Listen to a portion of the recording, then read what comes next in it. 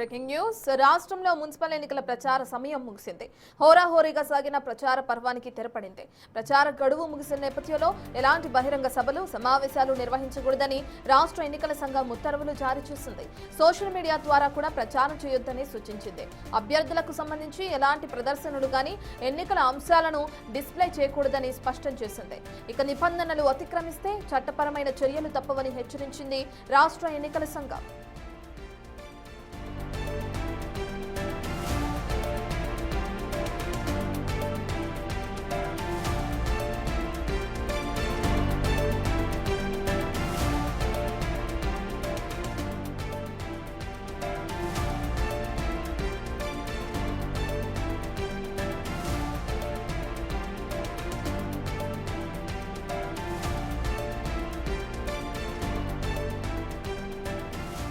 రాష్ట్రంలో మున్సిపల్ ఎన్నికల ప్రచార సమయం ముగిసింది. హోరాహోరీగా సాగిన ప్రచార పర్వానికి తెరపడింది. ప్రచార గడువు ముగిసిన నేపథ్యంలో ఎలాంటి బహిరంగ సభలు సమావేశాలు నిర్వహించకూడదని రాష్ట్ర ఎన్నికల సంఘం ఉత్తర్వులు జారీ చేసింది. సోషల్ మీడియా ద్వారా కూడా ప్రచారం చేయొద్దని సూచించింది. అభ్యర్థులకు సంబంధించి ఎలాంటి ప్రదర్శనలు కానీ ఎన్నికల అంశాలను డిస్ప్లే చేయకూడదని స్పష్టం చేసింది. నిబంధనలు అతిక్రమిస్తే చట్టపరమైన చర్యలు తప్పవని హెచ్చరించింది రాష్ట్ర ఎన్నికల సంఘం.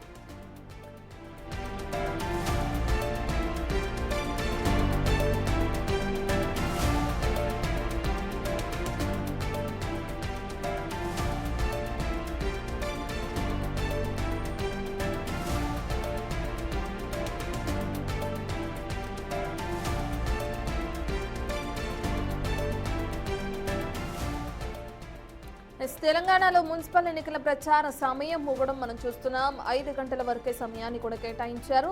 ఇప్పటి వరకు హోరాహోరీగా అన్ని పార్టీల అభ్యర్థులు ప్రచార పర్వానికి తెరతీశారని చెప్పుకోవచ్చు. ఇక ఇప్పుడు ప్రచార గడువు ముగిసిన నేపథ్యంలో అటు రాష్ట్ర ఎన్నికల సంఘం కీలక ఆదేశాలు కూడా జారీ చేస్తుంది. బహిరంగ సభలు కానీ సమావేశాలు కానీ నిర్వహించకూడదని ఉత్తర్వులు జారీ చేయడం మనం చూస్తున్నాం. దీనికి సంబంధించిన పూర్తి డీటెయిల్స్ అందించడానికి మా ప్రతినిధి శ్రవణ్ అందుబాటులో ఉన్నారు. శ్రవణ్, ఇప్పటికే చూస్తున్నాం ఎటువంటి ప్రచారాలు చేయొద్దు, ప్రధానంగా సోషల్ మీడియా ద్వారా కూడా ఎటువంటి ప్రచారం చేయొద్దు, ఒకవేళ అలా చేస్తే కఠిన చర్యలు ఉంటాయని రాష్ట్ర ఎన్నికల సంఘం సూచించడం మనం చూస్తున్నాం. ఇప్పటి వరకు హోరాహోరీగా సాగిన ప్రచారం అంతా కూడా మూగపోయిందని చెప్పుకోవచ్చా? రాష్ట్ర వ్యాప్తంగా మున్సిపల్ ఎన్నికలకు సంబంధించినటువంటి ప్రచారం గడువు ముగిసింది. 116 మున్సిపాలిటీలు 7 మున్సిపల్ కార్పొరేషన్లకు సంబంధించి మొత్తం 2996 వార్డు ఉన్నాయి. సో ఇక్కడ అన్ని రాజకీయ పార్టీలు నువ్వా నేనా అన్నట్టు ప్రచారం చేశాయి. ఆ ప్రచారంకి సంబంధించినటువంటి గడువు ముగిసింది. ఇక మీదట అంటే రాబోయే 48 గంటల పాటు ఎట్లాంటి ప్రచారం చేయొద్దు అనేది రాష్ట్ర ఎన్నికల సంఘం కొద్దిసేపటి క్రితమే ఒక ప్రెస్ నోట్ కూడా విడుదల చేసింది. సోషల్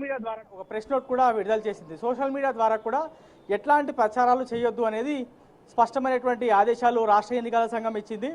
కొద్దిసేపటి క్రితమే జిల్లా కలెక్టర్లతో పాటు మున్సిపల్ కమిషనర్లతో కూడా రాష్ట్ర ఎన్నికల సంఘం వీడియో కాన్ఫరెన్స్ నిర్వహించింది. ఎన్నికలకు సంబంధించినటువంటి ఏర్పాట్లు, కౌంటింగ్కి సంబంధించినటువంటి ఏర్పాట్లపైన చాలా సీరియస్గా ఫోకస్ పెట్టాలి. ఎన్నికలు జరిగేటువంటి ప్రాంతంలో పరిసర ప్రాంతాల్లో సమస్యాత్మకమైనటువంటి ప్రాంతాలు ముఖ్యంగా పెద్ద ఎత్తున దృష్టి పెట్టాలనేటువంటి అంశాలను రాష్ట్ర ఎన్నికల సంఘం ఆదేశాలు ఇచ్చింది. సో ఇప్పటి వరకు కాంగ్రెస్ పార్టీకి సంబంధించినటువంటి నేతలు, నాయకులు ఎవరైతే జిల్లాలకు వెళ్ళారో వాళ్ళందరూ కూడా తిరిగి వాళ్ళ సొంత ప్రాంతాలకు వెళ్లాల్సి ఉంటుంది. ఎందుకంటే ఎవరైతే పోటీ చేస్తున్నారో వాళ్ళు ఆ ప్రాంతంలోనే వాళ్ళకి ఓటు హక్కు ఉండాల్సి ఉంది. దాంతోపాటు ఇతర ప్రాంతాలకు సంబంధించిన వాళ్ళు ఆ ఏరియాలో ఉండవద్దు. కాబట్టి రాష్ట్ర స్థాయి నాయకులు, జిల్లా స్థాయి నాయకులు, కొంతమంది ఇన్ఛార్జీలకు కూడా వాళ్ళ బాధ్యతలు ఇచ్చారు. కాబట్టి ఎవరైతే వేరే ప్రాంతాలకు వెళ్ళి అంటే వేరే మున్సిపాలిటీలకు కానీ వేరే జిల్లాలకు కానీ వెళ్ళి ప్రచారం చేస్తున్నారో వాళ్ళందరూ కూడా తిరిగి వాళ్ళ సొంత జిల్లాకి చేరుకోవాల్సి ఉంటుంది. దాంతోపాటు ఇతర పార్టీకి సంబంధించినటువంటి నేతలు కూడా అక్కడ ఉండొద్దు అనేది ఒక రూల్ ఉంది. సో ఆ రూల్కి అనుగుణంగా ఎవరు కూడా మున్సిపల్ యాక్ట్ 209 కింద రూల్స్కి వ్యతిరేకంగా ఎవరు కూడా వెళ్ళొద్దు అనేది రాష్ట్ర ఎన్నికల సంఘం స్పష్టమైనటువంటి ఆదేశాలు ఇచ్చింది. సో ఇప్పటి వరకు చాలా హోరాహోరీగా జరిగినటువంటి మున్సిపల్ ఎన్నికల ప్రచారం అనేది ఇప్పుడు పూర్తిగా మూగబోయింది. మైకులు కూడా మూగబోతున్నాయి. ఇది సైలెన్స్ పీరియడ్గా చెప్పొచ్చు. సో ఈ 48 అవర్స్ తర్వాత అంటే ఈ నెల 11వ తారీఖున మున్సిపల్ ఎన్నికలు జరగబోతున్నాయి. మొత్తం 116 మున్సిపాలిటీలు 7 మున్సిపల్ కార్పొరేషన్లు జరుగుతున్నటువంటి ఈ ఎన్నికలకు దాదాపుగా 12,000కు పైగా నామినేషన్లు వచ్చాయి. వాళ్ళందరూ కూడా పోటీలో ఉన్నారు.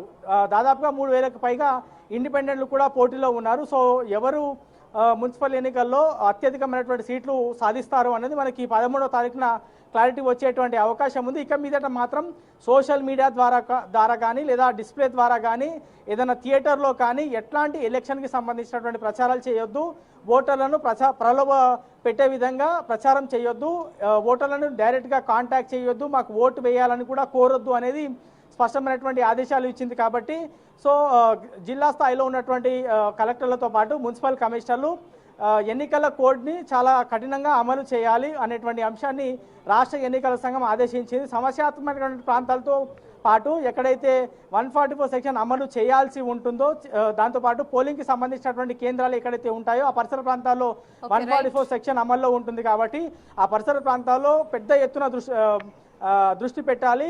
దాంతోపాటు ఓటు వేయడానికి వస్తున్నటువంటి వారికి ఖచ్చితంగా వాళ్ళ దగ్గర కార్డుని చూసి ఓటు వేసే విధంగా వాళ్ళకి హక్కు కల్పించాలనేది రాష్ట్ర ఎన్నికల సంఘం ఆదేశించింది. సో ఓవరాల్గా మాత్రం మున్సిపల్ ఎన్నికలకు సంబంధించినటువంటి ప్రచారం గడువు ముగిసింది. 11వ తారీఖున ఉదయం 7 గంటల నుంచే ఎన్నికలు జరగబోతున్నాయి, అంటే పోలింగ్ జరగబోతుంది.